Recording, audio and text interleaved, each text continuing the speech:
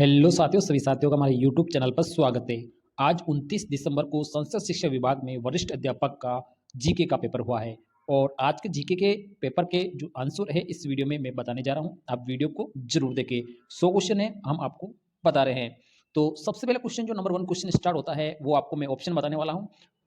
पहले क्वेश्चन का आंसर रहने वाला है यूरोप। पहले क्वेश्चन का आंसर रहने वाला है यूरोप। दूसरा क्वेश्चन है वीरनार, वरलक्ष्मी और शंकर फोर्ट किस फसल की किस में है? तो ये आपके ऑप्शन रहने वाला है कपास की किस में रहने वाली है। आगे क्वेश्चन नंबर 3 है सालार वन निम्नलिखित में से किस जिलों में मिलते हैं? तो ये सिंपली आपको अलवर, चित्तौड़गढ़ और उदयपुर में मिलते हैं। अगला क्वेश्चन है शहरिया जनजाति किस क्षेत्र में केंद्रित है? तो ये सिंपली इसका रह जाएगा 12 जिले के साबाद और किशनगंज तहसील में ये मिलते हैं। अगला क्वेश्चन है 2011 की जनगणना के अनुसार राजस्थान के कौन से जिलों में ग्रामीण, शहरी और शिशु लिंगानुपात 0 से लेकर 6 वर्ष तक सर्वाधिक है? तो ये बांसवाड़ा, नागौर रहने वाला है। अगला क्वेश्चन है संयुक्त राष्ट्र संघ का 29वां जलवायु परिवर्तन सम्मेलन कहां पर आयोजित किया गया था? तो ये अजरबैजान के बाकू में आयोजित किया गया था। अगला क्वेश्चन है कौन सा नदी स्रोत का युग में सम्मिलित नहीं है? तो इसका सिंपली आंसर रहने वाला है दामोदर, बुंदेलखंड आंसर रहने वाला है। 13वां क्वेश्चन है निम्नलिखित कथनों में विचार कीजिए और सही उत्तर का कूट चुनिए। तो इसमें आपका पहला है लूनी नदी तंत्र का अधिकांश अपवाह क्षेत्र राजस्थान में है। खारी नदी बेसिन, ये भी राइट है। बनास नदी खेमनोर की पहाड़ियों से निकलती है, ये भी राइट है। तो इसके तीनों ऑप्शन राइट रहने वाले, ए बे से इसके तीनों ऑप्शन राइट रहने वाले हैं। अगला है कांगड़ा कुल्लू घाटिया किस हिमालय पर्वतमाला में स्थित है? तो इसका सिंपली उत्तर रहेगा आपका मध्य और लघु हिमालय। अगला क्वेश्चन है कौन सा पर्यटन केंद्र स्थान सम्मिलित नहीं है? तो इसका सिंपली उत्तर रहेगा मेहरानगढ़ है ना, वो बीकानेर में नहीं है। अगला क्वेश्चन है राजस्थान के निम्नलिखित में से किस जिले में स्टेपी जलवायु परिस्थितियां नहीं पाई जाती है? तो इसका सिंपल उत्तर रहेगा आपका जयपुर में नहीं पाई जाती है। अगला क्वेश्चन है निम्नलिखित में से कौन सा स्थल सही है? ये कूट आपको चुनना है। तो इसका सबसे पहले दक्षिणी गोलार्ध में उत्तर पश्चिमी पछुआ पवनें बहती है, ये आपका राइट है। सभी भूमंडलीय पवनों में व्यापारिक पवनें सबसे नियमित रूप से चलती है, ये भी राइट है। ध्रुवीय पूर्वी पवनें उप ध्रुवीय क्षेत्र में ध्रुवीय क्षेत्र की ओर चलती है, ये आपका गलत रहेगा। और व्यापारिक पवनों की अपेक्षा पछुआ पवनें अधिक स्थिर रहती है, ये भी आपका गलत रहेगा। तो आपका ए और बे इसमें राइट रहेगा। तो इसका आपका ए और बे यानी दूसरा वाला ऑप्शन राइट रहेगा। फिर है एलियाबेट अपतटीय तेल क्षेत्र निम्नलिखित में से कहां पर स्थित है? तो इसका सिंपली उत्तर रहेगा गोदावरी बेसिन से दूर, ये आपका पहला वाला रहेगा। अगला है भारत के मानसून के संचरण के कारण संधारण का सबसे प्रमुख कारक तिब्बत के पठार का गर्म होना है, ये कथन किसका है? तो ये सिंपली है पी कोटेश्वरम का, ये सिंपली कथन रहेगा। वर्ल्ड पॉपुलेशन रिव्यू 2024 के अनुसार निम्नलिखित देशों का सही कुल जनसंख्या के अनुसार सही क्रम आपको बताना है। तो इसका सिंपली उत्तर रहेगा फ्रांस, थाईलैंड, दक्षिण कोरिया और इटली, ये इसका सिंपली उत्तर रहेगा। अगला है थली घात की देवड़ा वाटी किसकी उपबोलियां है? तो इसका सिंपली उत्तर रहेगा मारवाड़ी। ठक्कर बापा ने भील सेवा समिति के तत्वाधान में कहां पर भील आश्रम की स्थापना की गई थी? तो ये इसका सिंपली उत्तर रहेगा ऋषभ देव ने की थी। आगे चलते हैं निम्नलिखित में से किस स्थान पर आमेर के मानसिक पतन ने मुगल सेनानायक के रूप में काम नहीं किया है? तो इसका सिंपली उत्तर रहेगा मालवा। निम्नलिखित में से किस अवसर पर कागन डोरा की प्रथा का अभ्यास किया जाता है? तो इसका सिंपली उत्तर रहेगा विवाह। अगला है राजपुताना मध्य भारत सभा के प्रथम अधिवेशन का अध्यक्ष कौन रहे थे? तो इसका सिंपली उत्तर रहेगा जमनालाल बदाद। अगला क्वेश्चन है 26वां निम्नलिखित में से दाल व्यास की रचनाएं कौन सी नहीं है? तो इसका सिंपली उत्तर है बीकानेर राठौड़ की क्यादी, पहला वाला सही है। तो दूसरा और तीसरा आपका रॉन्ग रहने वाला, तो केवल ए वाला ऑप्शन इसमें राइट रहेगा। आगे चलते हैं निम्नलिखित में से किस किले का नाम सुदर्शनगढ़ भी है? तो इसका सिंपली उत्तर रहेगा नाहरगढ़। अगला क्वेश्चन है निम्नलिखित में से किस शैली में फर्रुखा काल का चित्र मिलता है जिस पर आसिफ खारो बेटो लिखा है? तो ये सिंपली आपका उत्तर रहेगा जयपुर। आगे चलते हैं, अगला क्वेश्चन है निम्नलिखित में से किस शासक से किशनगढ़ की राजकुमारी चारुमती संबंधित थी? इसका सिंपली उत्तर रहेगा मेवाड़ के राज सिंह। निम्नलिखित में से किसे 1956 में बिजोलिया किसान आंदोलन में सरपंच नियुक्त किया गया था? तो यह है मन्ना लाल पटेल, ये इसका राइट आंसर रहेगा। अगला है निम्नलिखित में से किस पुरातात्विक स्थल से एक अभिलेख मिला है जिसमें मौर्य सम्राट अशोक ने बौद्ध ग्रंथ का अध्ययन की अनुशंसा की गई थी? तो ये आपका सिंपली उत्तर रहेगा बेराट। गुलाब श्याम का वैष्णव मंदिर कहां पर स्थित है? तो ये इसका सिंपली उत्तर रहेगा उदयपुर। आगे चलते हैं शिवलिक अभिलेख के अनुसार किस चौहान शासक ने गजनी के अमीर खुसरो को परास्त किया गया था? तो इसका सिंपली उत्तर रहेगा विग्रहराज चतुर्थ। निम्नलिखित में से कौन सा नृत्य थाकना शैली में किया जाता है? तो इसका उत्तर रहेगा ढोल नृत्य थाकना शैली में किया जाता है। अगला 35वां क्वेश्चन है फैजल अली खान जिसे 1857 क्रांति के दौरान मुगल बादशाह के पुत्र को सैन्य सहायता प्रदान की गई थी, तो इसका राइट आंसर रहेगा नरहड़ के ठिकाने। अगला है महाराणा प्रताप के गठबंधन में शामिल ताज का निम्न में से कहां से के शासक थे? तो इसका उत्तर रहेगा जालोर के शासक थे। अगला है उन लोक देवताओं को चिन्हित कीजिए जिनकी जीवन गाथाओं में गो रक्षा के प्रकरण है। तो इसका राइट आंसर चारों राइट रहने वाले हैं, गोगा जी, तेजा जी, पाबू जी और देव जी। अगला जो क्वेश्चन है वो है राजस्थान को सुनील टप्पा निम्न में से किसकी अनुशंसा पर मिला था? तो इसका राइट आंसर रहेगा राज्य पुनर्गठन आयोग, यानी फैजल अली आयोग भी कहा जाता है। अगला है संत मावजी के चोपड़ों की भाषा कौन सी है? तो इसका उत्तर रहेगा बागड़ी, इसको बागड़ी से भी जाना जाता है। अगला 40वां है निम्नलिखित में से कौन सा सुधीर वाद्य यंत्र नहीं है? तो ये भपंग है ना, ये सुधीर वाद्य यंत्र नहीं है। अगला है 1956 के उपरांत कितने अन्य राज्यों के राज्यपालों को राजस्थान के राज्यपाल का अतिरिक्त प्रभार दिया गया था? तो इसका राइट आंसर 9 राज्यों का। अगला है राज्य नीति निर्देशक तत्वों के सूची का मिलान कीजिए। तो इसमें आपका राइट रहेगा, पहले का आप यहाँ पे मिलाएंगे तो आपका जो सेकंड ऑप्शन है मैं सीधा बता देता हूँ, ये आपका राइट रहने वाला है, सेकंड वाला ऑप्शन इसमें राइट रहेगा। आगे चलते हैं, अगला क्वेश्चन है निम्न में से कौन से नेताओं के समूह 3 या 3 से अधिक बार राजस्थान के मुख्यमंत्री रहे थे? तो इसका पहला ही ऑप्शन राइट रहेगा, भैरव सिंह शेखावत, हरिदेव जोशी और मोहनलाल सुखाड़िया। ये अगला है समिट ऑफ द फ्यूचर क्या था? ये संयुक्त राष्ट्र संघ का एक सम्मेलन था। अगला क्वेश्चन है किस ब्रिटिश प्रस्ताव में पहली बार यह प्रस्तावित किया गया था कि वायसराय की कार्यकारिणी परिषद में गवर्नर जनरल और कमांडर इन चीफ के अलावा मुख्य रूप से भारतीय सदस्य रहेंगे? तो यह है वेवल योजना। आगे चलते हैं, अगला क्वेश्चन है, अगला है सरकार द्वारा 3 कटिया व्यवस्था में जांच के संदर्भ में बनाए गए जांच आयोग में किसको सदस्य बनाया गया था? तो इसका राइट आंसर रहेगा राजेंद्र प्रसाद। अगला क्वेश्चन पे चलते हैं, अगला है राजस्थान विधानसभा में पेश किए गए निजी सदस्य विधेयकों के संबंध में निम्नलिखित कौन सा कथन गलत है?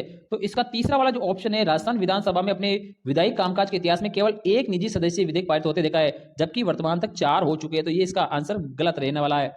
2024 में आयोजित सामान्य चुनाव में राजनीतिक दलों को जीती गई सीटें, लोकसभा सीटों का आपको मिलान करना है। तो इसमें मैं सिंपली आपको बताऊंगा, समाजवादी पार्टी को 37 मिली थी, तृणमूल कांग्रेस को 29 मिली थी, और द्रविड़ मुन्नेत्र कड़म को 22 मिली थी, और तेलुगु देशम पार्टी को 16 मिली थी। तो पहले का तीसरा और दूसरे का पहला, तो आपका पहले में आपका तीसरा ये रहा, और दूसरे में आपका पहले रहेगा, तो दूसरे में पहला आपका ये वाला, आपका चौथा वाला ऑप्शन राइट रहने वाला है।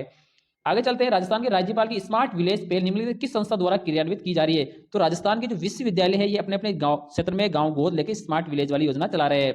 राजस्थान के मुख्यमंत्री राहत कोष में निम्नलिखित में से किस क्षेत्र की सहायता स्वीकृत नहीं की जाती है? तो इसका सिंपली पहला ऑप्शन रहेगा विशेष रूप से महिलाओं को लगी गंभीर चोटों के पीड़ितों को उपचार के लिए, पहला वाला आंसर रहेगा।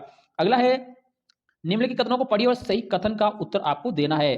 तो ये पहला वाला आपका गलत रहेगा, दूसरा भी गलत रहेगा, तीसरा वाला आपका राइट है। राजस्थान राज्य मानवाधिकार आयोग के विनियम 2001 से प्रभावी है, इसका ऑप्शन आपका राइट रहेगा, यानी आपका केवल सी ऑप्शन राइट रहने वाला, इसका पहला ही ऑप्शन राइट रहेगा।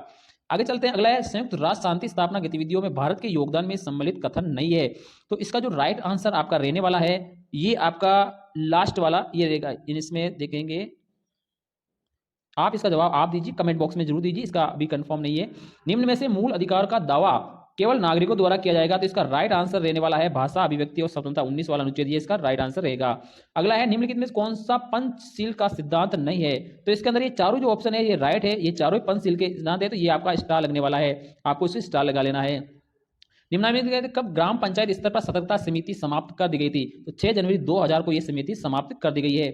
भारत सरकार अधिनियम 1935 के संबंध में कौन सा कथन गलत है? तो इसमें कौन सा गलत है? तो ये आपका ये वाला ऑप्शन गलत है, इसमें वर्मा को भारत से अलग नहीं किया गया था, जबकि 35 वाले नियम में ही वर्मा को अलग किया गया था। अगला क्वेश्चन है भारतीय संविधान के किस अनुच्छेद के राजस्थान सरकार के अधीन सेवारत व्यक्ति को प्रभावित करने वाले अनुशासन मामलों में अनिवार्य परामर्श का प्रावधान है? तो इसका पहला ही ऑप्शन राइट रहेगा, अनुच्छेद 320(3), ये इसका राइट रहेगा। राजस्थान विधानसभा में किसी सदस्य को किसी मंत्री का ध्यान आकर्षित करने का आपको किसे सूचित करना, तो ये विधानसभा के अध्यक्ष, इसका राइट आंसर रहेगा। भारत के वे राष्ट्रपति कौन से कार्यकाल में विशेष रूप से विशेष कैलेंडर वर्ष के स्वतंत्रता के बाद सबसे अधिक रिकॉर्ड है? तो इसका जो राइट आंसर रहेगा शंकर दयाल शर्मा।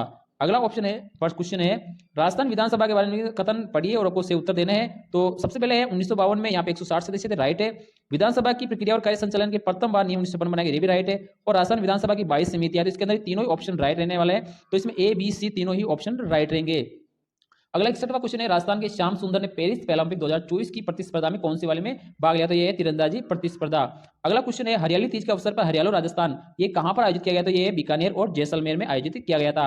अगला है एनटीपीसी बेसारा पिछोल परियोजना कहां पर है? तो ये है सिंपली आपको जैसलमेर याद रखना है। हाल ही में भारत के पर्यटन मंत्रालय ने सर्वश्रेष्ठ ग्राम प्रतियोगिता में किसे दिया गया था? तो ये ब्यावर के देवमाली में दिया गया था, बसुधा तहसील में ब्यावर में। हाल ही में माननीय श्री ओम माथुर को किस राज्य का राज्यपाल नियुक्त किया? इसका सिंपली ऑप्शन रहेगा सिक्किम राज्य का राज्यपाल नियुक्त किया गया है। राजस्थान विधानसभा की पर्यावरण संबंधी समिति का अध्यक्ष वर्तमान में कौन थे? तो ये थे दयाराम परमार, ये इसका राइट आंसर रहेगा। राजस्थान राज्य सरकार द्वारा गोवंश के अनुदान के लिए ऑप्शन है, तो इसमें सबसे पहला वाला है कथन है राजस्थान सरकार गोवंश के लिए लगभग 10% वृद्धि करने की घोषणा की गई है, और यहाँ पर 330 दिन, तो 330 दिन नहीं है तो 270 दिन की बात है, तो इसमें ऑप्शन ए वाला ही सही रहेगा, बिल्कुल बी गलत रहेगा। 19वीं राष्ट्रीय युवा एथलेटिक चैंपियनशिप 2024 में किस खिलाड़ी ने लड़कों की भाला फेंक स्पर्धा में प्रथम स्थान हासिल किया? तो ये है आपके दीपेश चौधरी, ये आपका इसका राइट आंसर रहेगा। अगला क्वेश्चन है 2024-25 के राजस्थान की बजट घोषणा का state of the art ultra fitness centre ये कहां पर आयोजित किया जाएगा, ये कहां पर बनाया जाएगा? तो ये सवाई मानसिंह स्टेडियम जयपुर के अंदर स्थापित किया जाएगा। निम्न में से कौन अगस्त 2024 में राजस्थान से राज्यसभा का सदस्य चुना गया? तो इसका राइट आंसर रहेगा नवनीत सिंह बिट्टू, ये राज्यसभा के सदस्य चुने गए थे। वर्ष 2023-24 में विश्व में सेवाओं में निर्यात में भारत की रैंक क्या थी? इसका राइट आंसर रहेगा 5वीं रैंक रही थी। अगला है भारत में विदेश व्यापार नीति 2023 में कौन सा लक्ष्य ये? तो इसका राइट आंसर रहेगा भारत के कुल निर्यातों को 2030 तक 2 ट्रिलियन अमेरिकी डॉलर तक पहुंचाने का लक्ष्य यहां पे रखा गया है। अगला क्वेश्चन है भारतीय आयातकों और निर्यातकों में निम्न में से कौन सी प्रमुख संस्था ये वित्तीय आदान प्रदान करती है? तो भारतीय निर्यात आयात बैंक। अगला है भारत में स्वर्णिम रेशा क्रांति संबंधित है, ये जूट का उत्पादन, ये इसका राइट आंसर रहेगा। अगला है, आगे चलते हैं। अगला है भारत में निम्न में से कौन सा उद्योग सर्वाधिक रोजगार प्रदान करता है? तो इसका राइट आंसर रहेगा टेक्सटाइल। टेक्सटाइल सर्वाधिक रोजगार प्रदान करता है। भारत में कृषिगत वस्तु को न्यूनतम समर्थन कीमत प्रदान करने का मुख्य उद्देश्य क्या है? तो इसका राइट आंसर है एक सीमा से नीचे कृषि उत्पादों की कीमतों को गिरने से रोकना, ये इसका राइट आंसर रहेगा। विनिवेश से क्या तात्पर्य है? तो विनिवेश का जो राइट आंसर रहेगा सार्वजनिक क्षेत्र के उद्योगों को निजी क्षेत्र को बेच देना, ये इसका राइट आंसर रहेगा। भारत की उत्पादन से जुड़ी प्रोत्साहन योजना का केंद्र कौन सा नहीं है? तो इसका सिंपली जो आंसर रहेगा आपका ये रहेगा विनिर्माण, आपका आंसर रहेगा विनिर्माण। आगे चलते हैं 2023-24 में भारत में गेहूं का सर्वाधिक उत्पादन करने वाला राज्य कौन सा है? तो ये इसका सिंपली उत्तर है उत्तर प्रदेश। आगे चलते हैं निम्न में से कौन से भारत में प्रथम विदेश व्यापार नीति जारी की गई थी? तो पहली विदेश नीति 1992 में जारी की गई थी। अब साइकोलॉजी क्वेश्चन ले लेते हैं। सेल्डन के वर्गीकरण के अनुसार निम्नलिखित में से कौन सा व्यक्तित्व के मिलनसार बहुमुखी स्टेज में? तो ये इसका आंसर रहेगा एंडोमार्फिक, ये इसका राइट आंसर रहेगा। निम्नलिखित में से कौन सा कथन सही है? तो ये है पियाजे के अनुसार आत्मसाकरण अनुकूलन की प्रक्रिया, ये राइट है। किसी वस्तु के बारे में वस्तुनिष्ठ या वास्तविक ढंग से सोचने की क्षमता, ये भी राइट है, और वह ये भी राइट है। तो इसके अंदर ए बी सी तीनों ही आपके राइट रहने वाले हैं। आगे चलते हैं सीखने के सकारात्मक हस्तांतरण को अधिकतम करने के लिए शिक्षक को क्या करना चाहिए? तो इसके अंदर ये पहला वाला चर्चा का उपयोग सुनिश्चित करके सामान्य सिद्धांत समझ में आ जाए, ये भी राइट है। अनुकर्मिक कार्यों में निपुणता, मौलिक कार्य के साथ सीमित अनुभव, ये वाला भी राइट है। ये अगला ये गलत है और ये भी गलत है। तो इसमें ए बी सी तीनों राइट रहने वाले हैं। शुरू के जो तीनों वाले हैं ये आपके राइट रहेंगे। आगे है ब्रुक्स के अनुसार निम्नलिखित कौन सा रचनावादी शिक्षक का लक्षण नहीं है? तो इसके अंदर बंद प्रश्न पूछकर शिक्षार्थी को परीक्षा को प्रसारित करना, ये आपका राइट आंसर रहेगा, तो यानी ये वाला नहीं रहेगा। निम्नलिखित में कौन सा उपलब्धि प्रेरणा का घटक नहीं है जैसा कि डेविड असुबल के द्वारा प्रत्यापित किया गया था? तो इसका है प्यार और अपनापन। अगला है बाकर मेहंदी द्वारा निम्नलिखित रचनात्मकता के शाब्दिक उप परीक्षण में निम्नलिखित में कौन सा परीक्षण सम्मिलित नहीं है? तो ये है रेखा आकृति, आकृति वाला ये नहीं रहेगा, ये आपका अशाब्दिक रहता है। तो आपका इसमें जो ऑप्शन है बी को छोड़ के सारे रहने वाले हैं, तो इसके अंदर आपका ये वाला ऑप्शन रहेगा ए सी डी, ये आपका इसका राइट आंसर रहेगा। अगला क्वेश्चन है निम्नलिखित में से कौन सा विकल्प अभिवर्ती का एक घटक नहीं है? तो अभिवर्ती का लंबात्मक घटक, ये अभिवर्ती का घटक नहीं रहेगा। आगे है निम्नलिखित में से कौन सी प्रतिभाशाली विद्यार्थियों की विशेषता नहीं है? तो प्रतिभाशाली विद्यार्थियों की विशेषता नहीं है सीमित मात्रा में प्रश्न पूछते हैं यदि बालक रुचि क्षेत्र होता है, तो ये आपका आंसर रहेगा। अगला है जब कोई बालक अपनी लापरवाही कारण स्कूल देर से पहुंचता है तो खुद को दोषी ठहराने के बजाय रास्ते में पड़ने वाली भीड़ को दोषी ठहराता है, तो ये है औचित्य स्थापन, यानी अपना दोष ना दूसरों को बता देता है। निम्नलिखित में से शिक्षा मनोविज्ञान का कौन सा क्षेत्र सामाजिक प्रक्रिया के अंतर्गत वर्गीकृत नहीं है? तो यह है आत्मभाव वर्गीकृत नहीं है। अगला क्वेश्चन है एक नियम जो इस बात पर बल देता है कि यदि अनुक्रिया उत्पन्न होने पर प्रबलन प्रदान होता है तो उद्दीपक अनुक्रिया संबंध दृढ़ होते हैं, तो इसका जो राइट आंसर रहेगा वो है प्रभाव का नियम। अगला है सचिन विद्यालय की संपत्ति को नुकसान पहुंचाता है, धमकाने और मजाक उड़ाने से करते में शामिल होते, तो ये किसके अंदर आएगा? तो ये आएगा आक्रामक प्रवृत्ति, इसकी आक्रामक प्रवृत्ति के अंदर आएगा। अगला है किशोरावस्था के दौरान भावनात्मक बढ़ने से निम्नलिखित कौन सा कारक नहीं है? तो इसके अंदर जो आपका राइट आंसर रहेगा मित्रों और परिवार के सदस्यों के साथ द्वंद, सामाजिक अपेक्षाएं, समान लिंग के सदस्य व्यवसाय घटाए, तो इसका आपका जो आंसर रहेगा ये आपका ये वाला रहेगा, तीसरा वाला ऑप्शन राइट रहेगा। अगला है द्विकारक सिद्धांत बुद्धि सोपानिकी, तो ये आपका कौन सा रहेगा? तो इसमें हम सिंपली देखते हैं कि द्विकारक जो सिद्धांत है ये किसने दिया? स्पीयरमैन ने दिया है। और सोपानिकी का बहुकारक का सिद्धांत किसने दिया है? ये थॉर्नडाइक ने दिया है। सोपानिकी का सिद्धांत ये किसने दिया है? वर्नर ने दिया है। और प्रतिमान का सिद्धांत ये किसने दिया है? गिलफोर्ड ने। तो पहले का आपको देखना है चौथा, पहले का चौथा ये सब है, और फिर दूसरे का सोपानिकी सिद्धांत हो गया, दूसरे का सोपानिकी, दूसरे का दूसरा, ये आपका ये वाला ऑप्शन चौथा वाला राइट रहेगा। आगे चलते हैं 16, ये भी आपको मिलान करना है। तो 16 वाला ये दिया है केटल ने, 16 वाला यानी पहले का सेकंड ये सही आ रहा है। और प्रासंगिक अंतर्बोध परीक्षण ये किसने दिया है? ये दिया है आपके इसमें जो रहने वाला है आपका पहले का केटल यानी ये पहले में दूसरा, ये वाला आपका ये वाला ऑप्शन राइट रहेगा, इसे आप मिलान कर सकते हैं। अगला है रुचि गुप्त अवदान है, अवदान रुचि का क्रियात्मक रूप है, रुचि और अवदान के मध्य संबंध ये किसने दिए, ये परिभाषा किसने दी थी, ये ड्रेवर ने। फिर अगला है निम्नलिखित में से कौन सा जन्मजात प्रेरक नहीं है, जन्मजात प्रेरक है वो है प्यास, भूख, लैंगिक और आक्रामकता, तो ये लैंगिक वाला ये उत्प्रेरक नहीं है। अगला है निम्नलिखित में कौन सा एक समता सृष्टि द्वारा प्रतिपादित मूल सामाजिक समताओं में सम्मिलित नहीं है, तो ये आपका रहेगा शाब्दिक, ये शाब्दिक नहीं रहेगा। अगला है इसका जो आंसर रहेगा आपका परिसरमी, आपका रहेगा परिसरमी। और लास्ट जो क्वेश्चन है इसका आपसे आंसर रहेगा ये तीसरा वाला। तो इस तरह से ये संस्कृत शिक्षा विभाग का जो जीके का पेपर है इसके 100 क्वेश्चन हमने आपको बताए हैं। अगर आपको वीडियो अच्छा लगे तो वीडियो को लाइक शेयर जरूर करें। थैंक यू, धन्यवाद।